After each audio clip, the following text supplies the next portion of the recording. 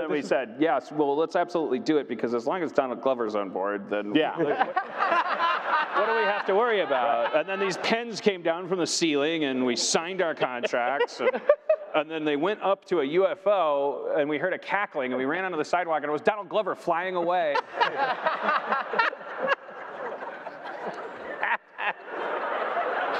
But listen, the other actors are great, too. They really stepped it up. No. They had to. No, we had no choice. No choice. We just had to bring in a couple more people from Breaking Bad. That's all.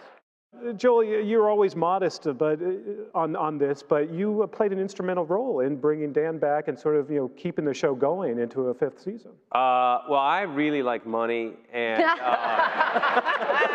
I like getting paid a lot. Yeah.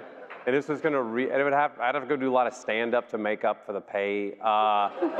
No, it really, after the 4th season, which was not the show, it was like that episode of Twilight Zone where the guy realized that he was in a zoo on another planet.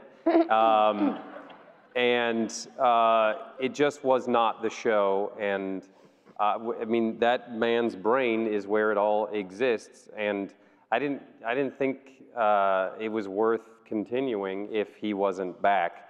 And so I kept calling Jim and going, am I crazy that we should try and get Dan and Chris back? And Jim was like, I won a fucking Oscar, asshole. And,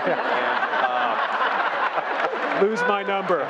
On this very stage. I still refuse to put your name in my phone just so I'm like, who the fuck is this? I got into a Twitter fight with somebody. What? I get in a lot of Twitter fights. It's a problem. I get in so many Twitter fights.